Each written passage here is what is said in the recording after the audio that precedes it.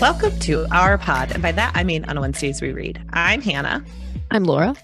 And we are two best friends who usually do a deep dive into a new book series, one book at a time. But this week is a special episode because it's a birthday week. It's Hannah's birthday. I turned 32 on Friday. And if you guys have listened for a while, you may know that Hannah loves her birthday. Hannah loves birthdays. Hannah, I had a moment where last week I was like, oh, Hannah's turning 31. And then I was like, no, Hannah is not. Hannah is turning 32. I don't know why I always just assume like you're just a few months older than me. Yeah. But that's not how that works. It's a year. But no, I'm really excited for this birthday. I'm excited that it's a Friday. It's my day off. I get to do my writing group. Woohoo! I am excited for birthday presents. And I'm just all around excited. I love birthdays. It's like a good day for everyone who doesn't love their birthday. It's a good day to make yourself feel special. Even if you don't have like a ton going on, it's just a day that I always make myself feel very special because I'm just present in the world. So because of that, I saw somebody the other day describe their birthday. They were saying that they were also like sharing the same sentiment where they're like, yeah, a lot of people don't like appreciate birthdays enough. And they're like, if you're one of those people that doesn't like think birthdays are a big deal, at least consider it a milestone that you've made it another year. And I was like, okay, well, that's a really good way to look at it. Even if you're not all like gung-ho, like, woohoo, birthday. Yes. It's also like kind of cool to be like, yes, I made it through another year. That's awesome. And so, like, I used to share my birthday with my grandma. I have a ton of happy memories. Like, I think some people also are like, oh, it's a birthday. It's all about you. But like, I actually shared mine with my grandma for my entire life. I actually didn't eat my own birthday cake for, I think, the first 10 years of my life because I preferred white cake and she was allergic to chocolate. And I never wanted to tell my grandma that like I wanted the white cake. And then I told my mom and my mom was like, your grandma does not give a crap that you want the white cake. She will just eat your cake. You are a child. Right. So if that shows you what Hannah's social anxiety was, even as a child. But because it is a birthday week, Laura and I are playing a little bit of hooky from Martha Wells' Murderbot Diaries diary series. It's the first full-length novel, and we just got busy. And so we're like, oh, really it's a birthday week. It's a birthday week. So why don't we just like throw up our hands and be like, yeah, we're going to just do a catch-up and then a little surprise at the end. So you guys will have to stick with us to find out what that is. But we will be covering Martha Wells' book next week, the first half of the novel, the first 10 chapters, and then the next 10 chapters, Network and then effect. Characters and themes of Network Effect. And it's great so far, but just gives us a little bit more time to celebrate. I'm 6 chapters in, and so far so good. But I don't know how many chapters I am. Chapters in an hour. So I was like speed reading it during lunchtime, and I was like, I need to get this done. And I hate doing that because it's just not fair to the book. You know what I mean? Even when we were reading Wheel of Time, there were times where I was like on such a time crunch, and granted it was more so with those because they are so huge, right? But I still did not like doing it, even with the Wheel of Time books, reading it that fast, because it's just not fair to give an analysis of the book. Exactly. So we just thought we would do a small catch up and a surprise, and that will be our episode for the week. And it'll be awesome because we like talking to each other. And if you're interested, over on the Patreon, yesterday came out the episode, our bonus episode of the month. We did Kissing the Coronavirus by MJ Edwards. It was a very funny episode. We read different sections of the 16-page fire of the novel. It was a trash can fire of a book. So please join our Patreon. $5 a month and $10 a month gets you access to the episode, or you can just give $3 a month and you get background stuff. Like we posted the books we will be reading for Indie Intermission, or for an Indie Palooza next week. Or next month, sorry. So you get bonus content like that we haven't posted about yet on the main feed. So, and we do have an Indie Intermission coming up. Yes, we do have an Indie Intermission coming up. We gave ourselves another week with this, but we will be voting on that very, very soon. So keep your eyes out for that. I'm excited to see who will win this round. Who do you think will win? I have no idea. I don't know. It always goes really random. It throws me for a curve because like in the second round of it that we did, I was like, oh, it's probably going to be the second place that we had from the first round. Nope. So it all just kind of depends on what the voters are feeling. Yep, exactly. But Laura, before we reveal the surprise, what are you reading, watching, and or enjoying? So Hannah, since it's your birthday week, I read Beach Read. Finally. Beach Read. What did you think? Did you love it? Did you hate So it? when I did the 12 challenge, so Hannah's been wanting me to read Beach Read for quite a while, and Mhm. I've been like putting it off. And I not like at first it was Not not to be mean. intentional. At first it was not intentional, but then like it continued to be put off, and I just kind of like started making jokes about it to the point that Hannah was like, "Are you being mean about this and putting this off on purpose?" Which I was not. I did like to joke about it. And so then I put up a 12 challenge that everybody was doing on Instagram. And was like, oh, recommend me 12 books or whatever, and I'll read them in the next year. Like 5 people told me to read Beach Read. So including me. Yeah, Hannah was one of them. So I read Beach Read and it was great. I really liked it. It's okay if you didn't love it as much as I did. It's just one of my favorite novels of all time. Hannah, But what genre do you call this? Romance or women's fic?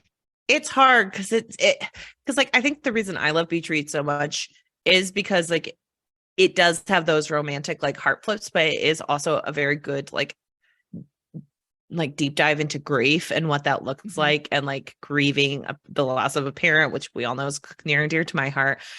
So I almost want to say it's women's fic because of that, but a lot of people say that it's like a little bit more rom-com-y, like her books are more rom-com-y than romance is, because there's less of a focus on the romance overall, but the romance is still part of it. So you know how like in the rom-coms of the 90s, there was always like, yes, the romance was the focal point, but there was a lot going on. So like 10 Things I Hate About You, it's like removing herself from like her toxic work while also falling in love, or not.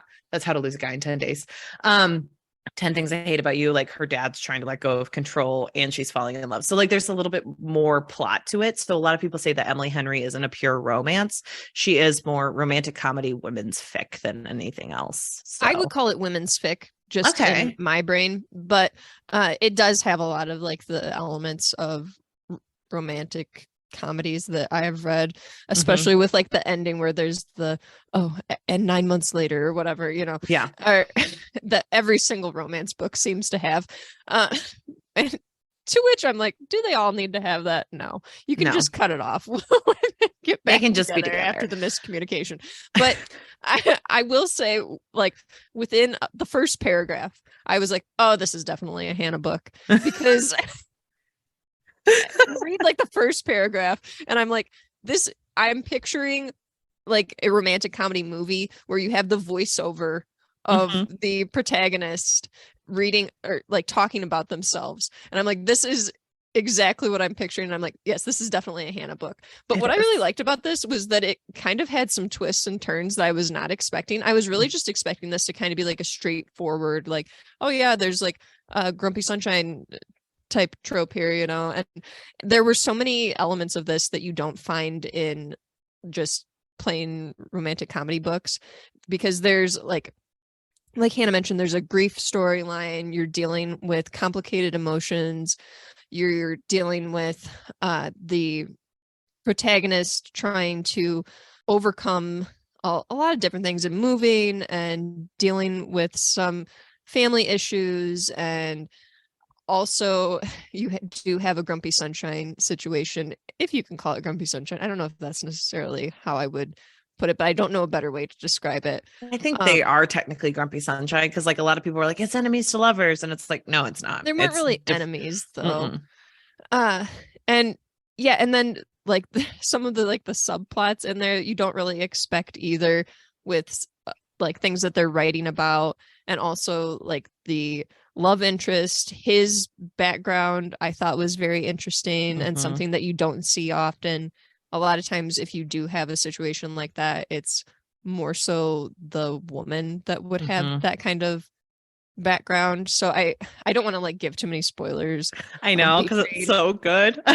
But because everyone should read it. Yeah, I think people should read it. I do think that this is a book for people who say they don't like romantic comedies. This is your bridge. Yeah. And I because I think it's really accessible, and that's maybe why I want to say that this is women's fic more so than romantic comedy. But Emily Henry is a great writer. Emily Henry, creator of NetGalley, a creator and runner of NetGalley, is a great writer. And I did appreciate a lot of moments in this book. There were laugh out loud moments in this. There's one moment where there's a sex scene and they're both authors and she is pushed up against a bookshelf and she says to the guy, "Oh my God, are you pushing me up against your own books? You are that that much of an egomaniac that he has to like look at his own, he has to have sex on top of his own books." There are so many TikToks of women trying to like figure out how to like be pushed up onto a bookshelf that could possibly be comfortable because of that scene. And they're all funny. like incredibly messy. Like I was I always expected it to be like more like shelf, like steps going along the steps, and he just like put her on one of the shelves of like the steps. But people do wonder with the logistics. Like a Bridgerton ladder situation, maybe. Exactly. Also, Laura, I have to ask a question. When you're picturing Gus and oh my God, what's her name? January's houses, like if you're facing them on like the front entrance, not to the beach side, which house is on the left and which house is on the right? So I guess I pictured January's being on the right. Yeah. So technically, if you look at the actual description, her house is on the left, and there are really? so many people who are like, no, Gus's house is on the left. And they're like, no, if you look at the description, like Gus's house is on the right. And it's like, I wonder why I pictured that. It's because like the first description kind of talks about it from the side of it talks about it from like a very specific way where it's like describing it, and the way it's discussed, it technically is his house is on the right, but you could misinterpret it for his house is on the left. Okay, because I guess I was picturing like her looking over at his patio like during that party or whatever, or at his deck during that party and looking over to the left. Right. But I definitely misinterpreted it. So if she's looking at his house that's on the left of her, like if she's like on the deck like facing out, then his exactly house. she could be like facing towards her house and look to the left, right? His house is on the right side, you know what I mean? I'm in full agreement with you. I'm a adamant like Gus's house is on the left. That's how I will forever picture it, but like it was a controversy for a while. Interesting. So many people have read this book. I guess I didn't know that was a controversy. I know. It's because I'm obsessed with Beach Read. What character did you feel like you were most connected to? That's so hard because like I know that you really loved Gus. I really love Gus, but I really love Gus as like the epitome of perfection. I think technically I'm like a January character because I'm also like a deeply romantic kind of like, I have been stuck in relationships where I'm like, I think this is true love and it wasn't.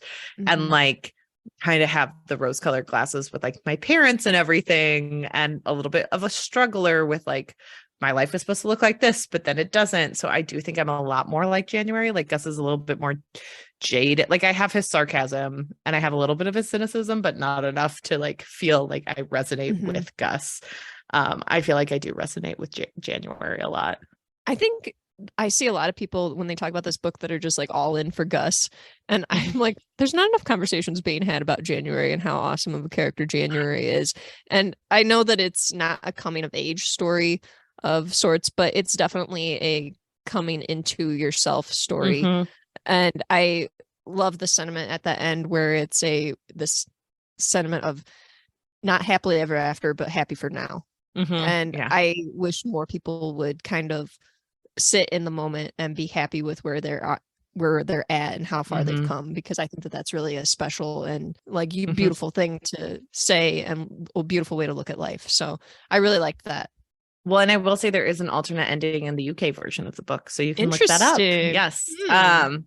So you can look up the ending there. So I really do love that book so much. I think January is a stellar character. Like I loved her so much. I thought there were so many parts of her that were wonderful and beautiful, and like seeing someone who like this, I'm trying not to spoil it as well, but seeing someone who can't see how amazing they are is also but like actually can't see it or like sees some of the best parts of themselves as huge flaws in such a realistic way, are like, she was perfect for me.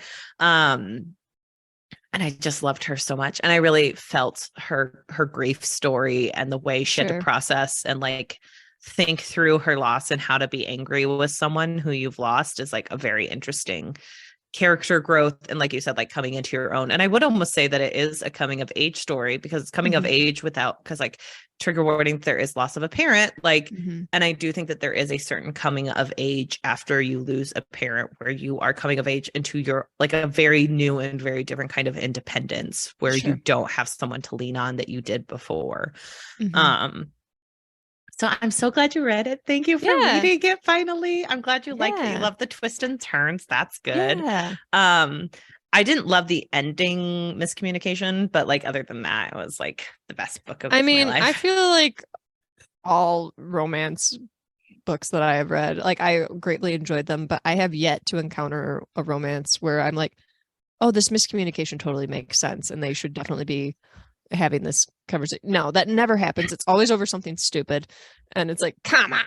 Well, and I was kind of like, January, like, this feels like it's a little bit on you, and you should like give a minute. Like, some people have earned a minute. Okay. So I did not love that part, but thank you for reading it. I'm so glad you loved it. I'm 3 into my 12 challenge now. Good job. I think I'm 0. I think you last year though, like in the month of December, you like read all of them. I didn't read all of them. I read like 4 of them, and then I was like, well, I did it. Yeah, I can't do that. So I've been trying to like do 1 per month. So so far so good. I'm caught up through March. Have you watched anything good? Well, on my love theme, I've been watching Perfect Match on Netflix, and talk about a trash can fire. That is a trash can fire of a show. And what is that?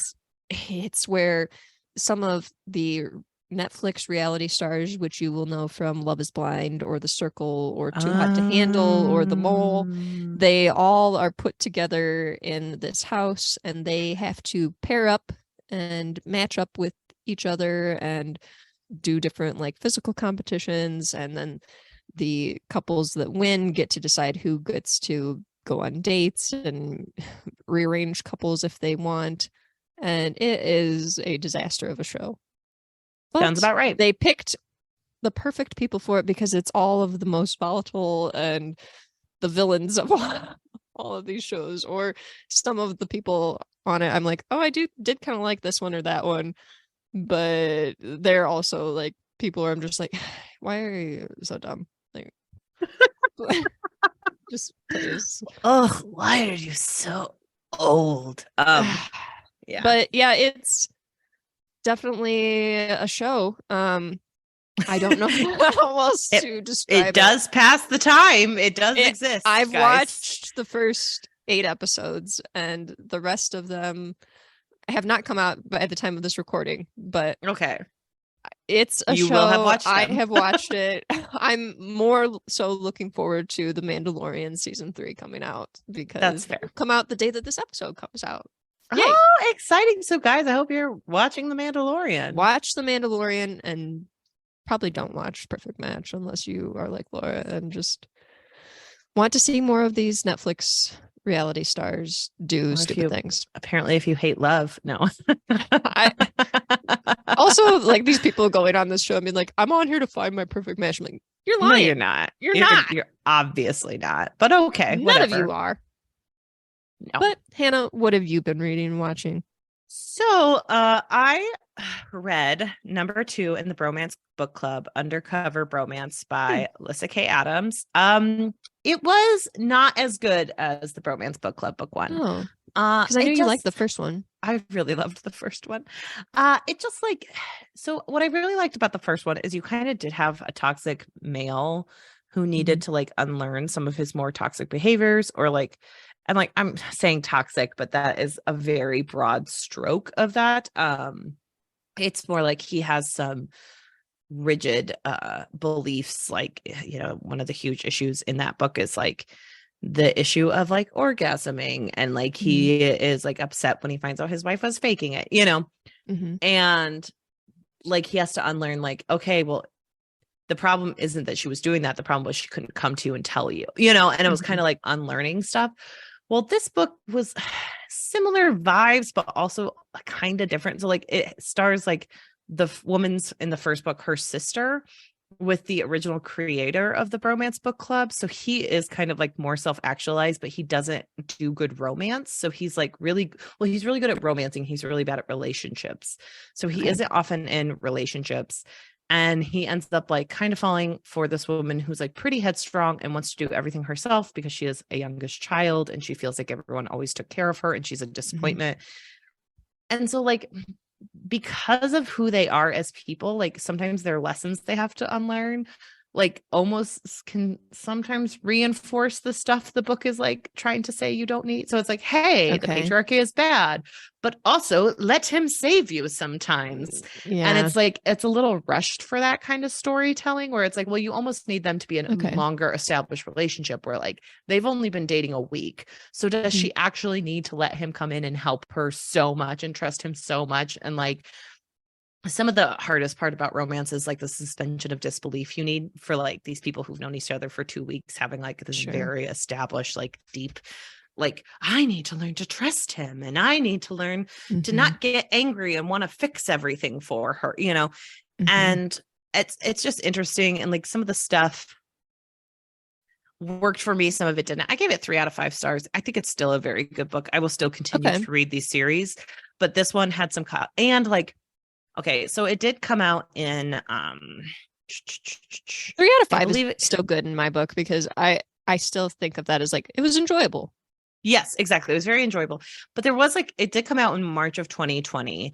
And it did have some stuff about like, oh, there's a conservative older gentleman and a Democrat older woman and he loves her. And so all he needs to learn is like how not to be quite so toxic. And then she'll definitely date him. And sometimes I'm like, okay, but that can also be a harmful thing to teach people that like, as long as you're nice and you're not like a terrible person and you're like sort of unlearning your stuff, then like you two will be compatible together. Like that's not true. And it felt a little weird. And it felt almost like, well, it's because they're older that this is okay. And it's like, no, it's not. Like she was someone who fought very, very hard for the rights of others. So she may not want someone, even if he is a nice person who she like likes as a person, she could still not want to be with him. And that's okay.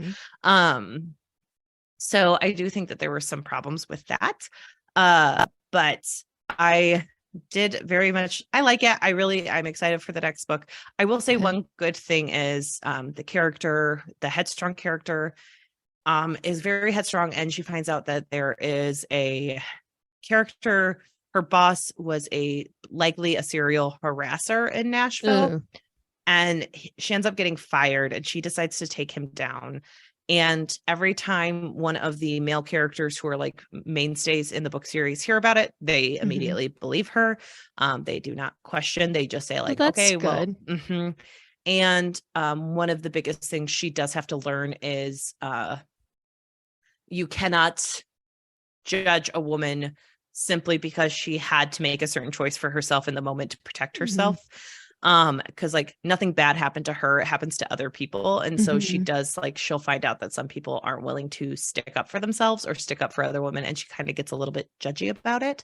And people correct her when it happens. And they're like, hey, like, you don't understand how hard it is for people to come forward, for people to do this. Like, yes, like you are very headstrong and you're prepared to take on this fight, but just because you are, not everyone is. And I did like that. And it definitely bolstered the book. I think my hardest part was I didn't love the older romance between a conservative and a Democrat. And I didn't love that it almost, to me, and I don't know if anyone would feel this way, but like to me, it just felt a little like it's because they're old that it's okay. And I'm like, no, it's not. And also I missed in the first book, you get scenes from the romance novel that's teaching them about the lessons they need to learn. And this one didn't have that. Like it usually like takes sections of the romance novel they're reading in the book club that directly address the problems at hand. And I was like, and it didn't do that in this one. They didn't do it. And I was That's like, weird. They only did it for like one little section. And I was like, no, I want to read a romance novel within a romance novel. I thought that was the point. Right? Like I was very frustrated. I guess I was thinking when you described the other one that was like the whole thing, you know, like their like little unique thing about this book series. But okay, that's weird that they threw that out. I know, it was just very strange. But Yeah, so I did that one. And then I read When No One Is Watching by Alyssa Cole. It is a thriller. Okay. It is a thriller. Alyssa Cole is a Black woman.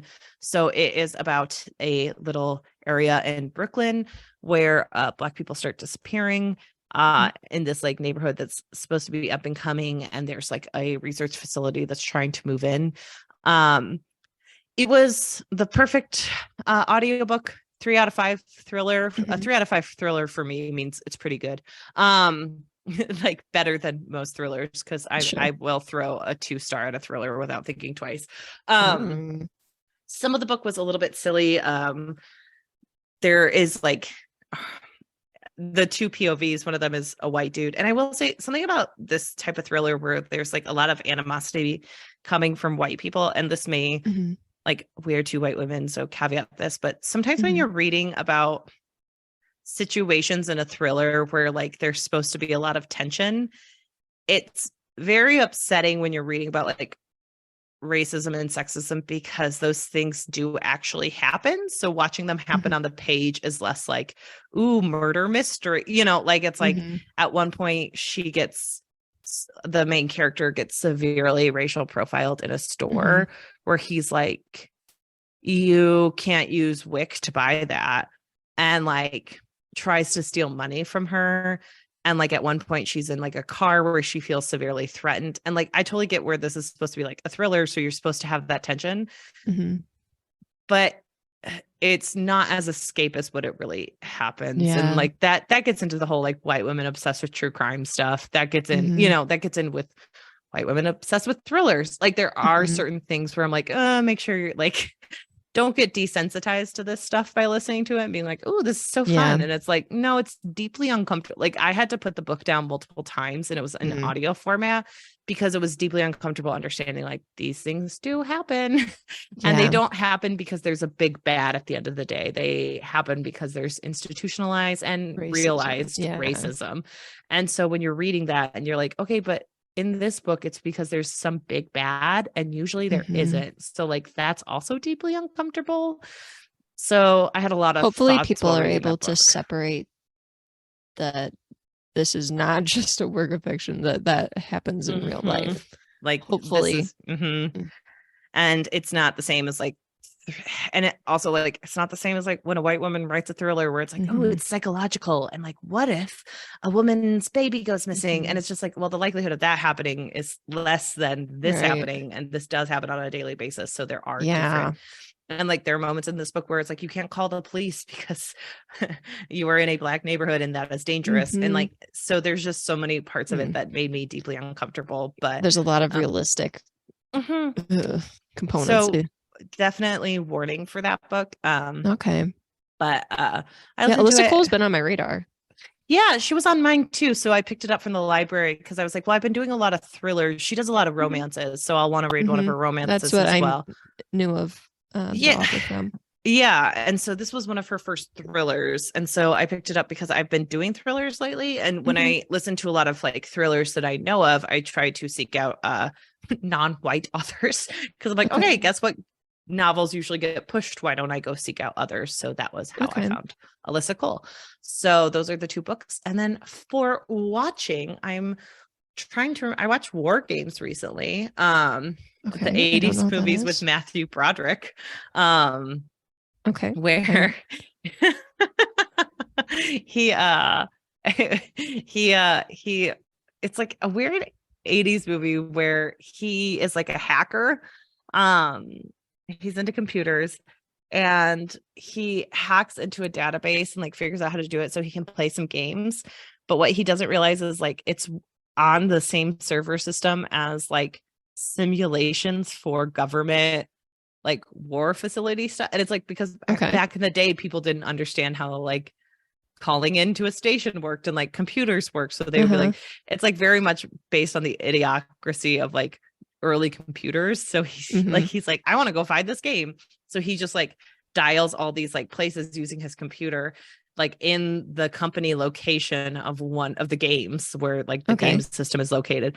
And then he just accidentally stumbles onto this government like website, researches who created it, and then finds like that guy's backdoor to it. And so it's like, it's very interesting, and it's like very thriller, where like he accidentally sets up this like war game that like has potential for catastrophe. And like for a movie in the 80s, like yes, the love interest barely has a character, and like there are drop plot lines everywhere, but for a movie in the 80s, not that bad. It was actually quite enjoyable. So I had a good time. And then I'm trying to think of what else, because like I went on a TV kick the other day where I was like, I'm gonna watch I'm of course watching How I Met Your Father. Okay. All the ways. And then I started up again on Only Murders in the Building season 2. And I'm enjoying it a little bit more. It's a little bit slower than season 1 in my opinion. Yeah, I would say so. Yeah, but I like season 2 though. Yeah, I'm excited for it. And like they're doing season 3. Meryl's gonna be there, so why not? But I'm trying to think. Oh, and I started watching Not Dead Yet. Oh, okay. How was it? I liked it. I thought it was very cute. It's very fun. It's like we've talked about this. I need to watch it because I really love Lauren Ash. Right. Like, and so like much. I'm not a huge fan of Gina Rodriguez anymore because like she's put her foot in it so many times. But it's just a really good premise where like she has to write the obituaries, and she keeps being visited by these ghostly essences that are supposed to teach her as she like writes up on it. And it has a ton of like fun character actors. Like it has Joan Calamezzo from Parks and Rec. And it has the guy from Sabrina the Teenage Witch who played the principal in the first episode. And it's just like a fun 30-minute show. And it definitely has her ex-fiance, because the whole point is she just moved home from London after like moving. It's definitely Jeremy from the Mindy Project. So it's all these people that like you're used to seeing. You're seeing all over the place anyways. Exactly. Ed Weeks is Jeremy. Yes, thank you, Ed Weeks. So but I definitely enjoyed it a lot. I thought it was a ton of fun. Definitely watch. I think you'll enjoy it. And I love a good newspaper. Guys, I always talk about that TV show Early Edition where the guy from Friday Night Lights gets so many times. I love that. I just love a good news. This is a similar vibe. It's a similar vibe. Like she has to learn a lesson from like dead people and help them like have some kind of closure with their life. Early Edition was about a guy who saved people because a cat delivered him a newspaper a day early. I see similar vibes. Oh, the cat. I don't understand why there was a cat involved, but there was. Cats and newspapers, those are two things that I always associate. Kyle Chandler, he had to save people, try to change that section of the newspaper before it was too late, Laura. Amazing. But anyways, so yes, those are what I'm reading, watching, and or enjoying. So awesome. Happy birthday to me, guys. Hannah, do you want to reveal what our special surprise is for this episode? This is a gift to you guys and a gift to Laura, so that she didn't have to rush and finish Murderbot. I was like, well, we could do this and put it behind the paywall, and she's like, or we could put it on the main feed. And I was like, okay. But happy birthday to me. I have been working on my novel for a good 10 years now, and you guys have heard about it from time to time, and I'm getting it in good order to kind of get edited. It's not fully finished yet, but a good portion of the introduction is getting in good form. So I recorded the introduction of my novel, and it is going to be published after this, a reading by me.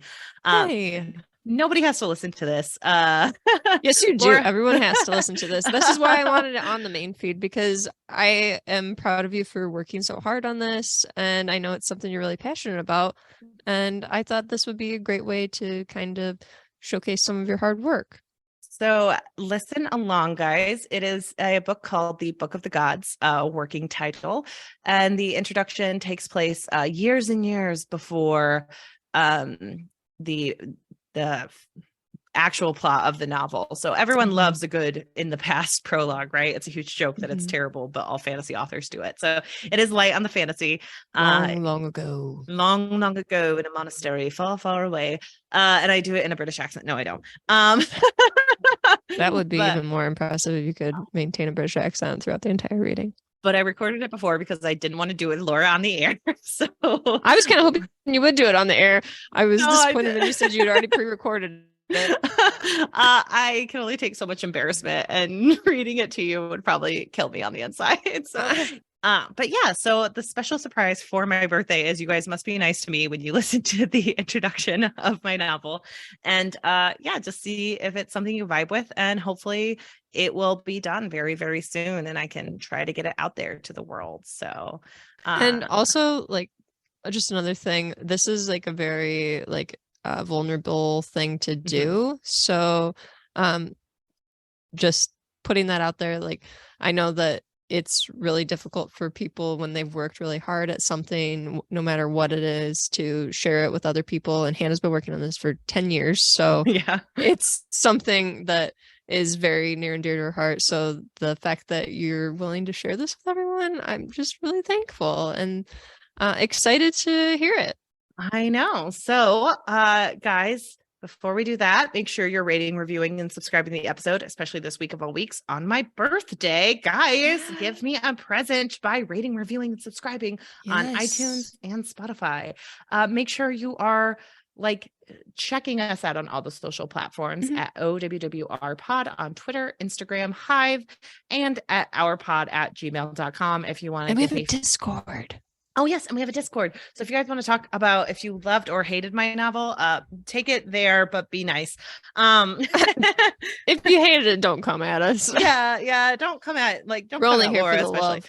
I'm only here for the love, especially with this. It's a work in progress, guys. But make sure you're doing all of that, make sure you're keeping an eye out for Indie Mission and for some other great things coming down the line.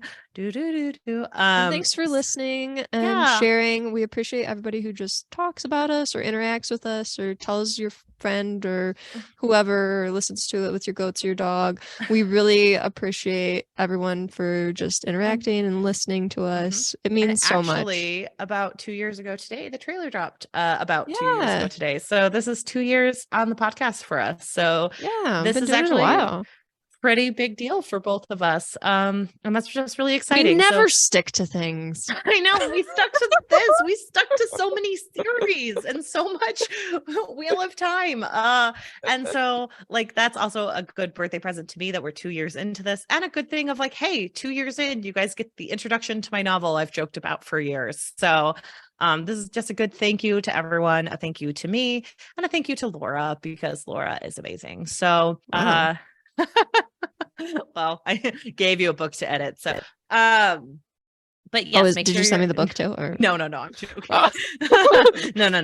It's the end is still very rough. But yeah, so listen along to the end of this and you'll get to hear a reading by me. Bye guys. Bye.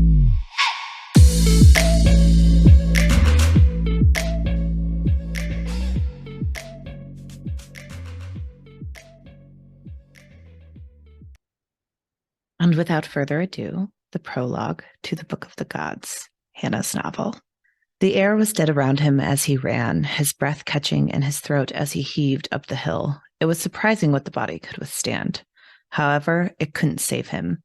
His weight felt heavier than ever before, and he could feel the pressure of his beating heart reverberate within his ears. Life itself seemed to whisper to keep pressing forward, to just move 1 foot further. He felt his entire body scream to keep trying, his soul crying and praying to God for his life. God was not on his side. His foot hit a hole in the ground full force, and he felt the bone crack underneath the weight and the momentum of his body. He tumbled to the ground, and panic swept over him. He looked at the bone protruding from the skin. Tears stung his eyes as words he barely understood flowed from his mouth. Instant relief seeped into him where the pain had just been, and he felt power flow through him. But this did not heal his own worry as his bone set itself at the touch of his hand and a few syllables. They could sense power, that he knew. It was how they found him as he ran to various countries until he finally returned home, the monastery. Tears fell from his eyes as he kept running, praying he could get to the holy ground before she found him. He soon saw it, the building outlined in the night. The monastery's high rising slopes and turrets were beautiful, and he could feel his heart beat a bit faster at the thought of being within the safe walls. He grew up there, found the evil curse that now made him run within the walls. He would be safe there. Untouchable ground. Isn't that what the enchantress told him? He was on holy ground when he opened that forsaken book. Hadn't that been why it remained in safekeeping for so long? And wouldn't God save him in his own home? He kept his body moving forward until he reached the doors. He slammed them shut with a groan. He could not decipher if it came from his own lips or the doors themselves. He was safe, untouchable ground. Did you think this place would save you once you became the book? The voice was clear as a bell around him. It was sultry, husky, and made parts of him stir in a way that they never had before, the way no woman had ever made him feel with her touch.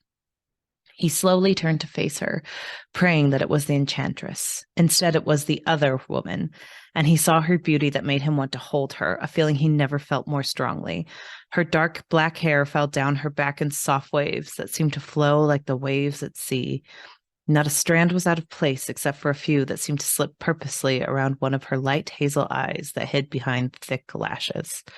Her eyebrows perfectly peaked and seemed to slope against her tan skin like two lightning bolts striking his soul. She wore her dress tightly, a plunging bodice revealing far too much to ever be considered right within the walls of the monastery. Tears started to fall from his eyes again as he stopped, the emotional strain getting the better of him. She stood in front of him, and with his mind he could see a likeness of her on parchment. It was funny how these thoughts found him. They became part of his recollection. He didn't have recall. The enchantress told him that would take time that he hadn't been willing to give as he ran from all them, these demons. Dear father, did you think it would save you? She wanted an answer, and yet he could not give her one. Did that little wench not explicitly tell you this was only sacred when it was in book form? Once you opened it, you signed your own death warrant. She told me you couldn't touch me, demon. Her laugh was musical. It wasn't maniacal or threatening. It was jovial and made him want to bathe in steaming hot waters. He knew she was temptation incarnate. Dear father, you silly man, I know you're a man of God, but honestly, I'm not a demon. You need to start believing what that horrible little harlot tells you. God is no match for God, or the likes of me. I cannot touch you, but there are others who will gladly do it for me. She smiled, and a slow hum slipped out of her mouth, one that seemed to flow through his ears and made his body convulse in forbidden pleasure.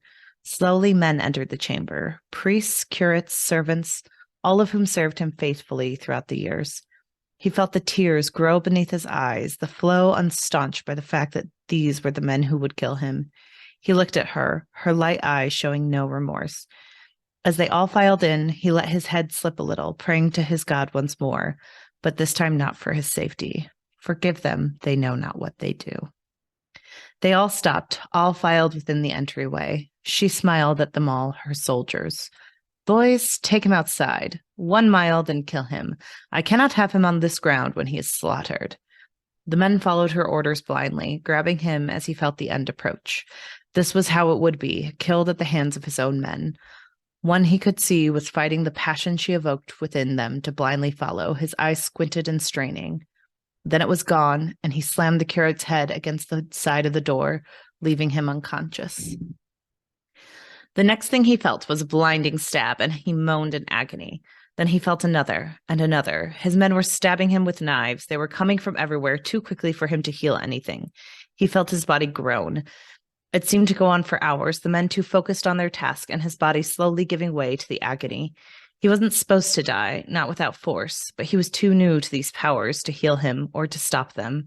Pain started to rip through him as his body's reaction slowly caught up to the red blood flowing around him. As time went on, his screams became weaker and weaker, and he lost all belief he could survive. Then suddenly, as if out of nowhere, it ceased. He felt a haze around his eyes as everything started to dim. And through that haze, the ebb of the pain, he heard the voice of the other woman, the one who wanted to protect him, the enchantress. She finally came.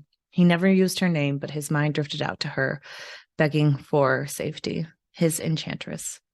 He opened his eyes, and through the ebbs and flows of death, he saw her standing there, her short frame standing in front of the evil woman. The enchantress's voice was steady as she spoke. Abomination, you cannot have him. The enchantress was on the hill looking at the demon, her body blanketed in armor. Her brown hair was braided down the side of her back. He could feel her power, her readiness for battle. Do not call me such things, the demon's eyes flashed, but she shifted her focus to the man lying there. He is dying as we speak. but that will not stop me from taking him to where you cannot reach him. The enchantress turned, touching him. His body suddenly felt like it was sinking into the ground, and then he felt the ground shift to something cooler. The curate could feel his struggle to hold on, felt a cool hand press upon him, and his spirit lift for a second. He was dying, but she made sure he felt no pain. He felt a wet drop find his face, and he wondered if it was raining. But as he opened his eyes, he saw he was again inside. It was as if looking through a very deep tunnel, the enchantress's face glowing in the lamplight as she cried over her failure to protect him.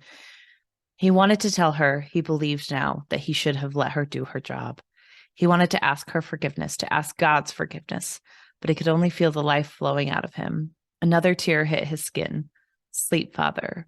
Her voice was firm. It was not sweet, despite her sympathetic stare. She wasn't an enchantress. She was a protector. His protector. Amyntas emerged from the castle, her eyes evoking no emotion. There was no trace of the tears that she shed within her dear charge inside. But she came to face the woman who killed him. The woman stood there, her army of bewitched men surrounding her. He is dead. You cannot touch the book now. The woman's eyes flashed brightly with fury. Amyntas knew what she was thinking. She was so close, could almost taste the wonder of the book. It was almost hers. I can convince one of them to get in for me. Tell them not to open it. You have not won yet. I will not stop until you all ceased breathing. Amyntas felt tired. Too much magic was used tonight. Magic has a price. However, she would spend what she needed if it meant stopping this woman. You cannot get what you cannot reach. You are no longer allowed on the sacred ground. The book is back in its natural form. I will not stand for them entering that cathedral. With this statement, Amyntas turned, her arms lifted as she spoke the ancient Greek that always reminded her of home. Crumble. The ground shook. The men fell, their bewitched minds coming to as the other woman lost control in her fit of passion. Her scream was earth-shattering. It caused chasms to open in the ground around her, and some of the newly freed men fell to their deaths. Amyntas wept inside for them, but knew she was doing all that she could do to save the world. The monastery's walls fell and crumbled, bearing the book from ever being truly reached. She prayed it would remain that way forever.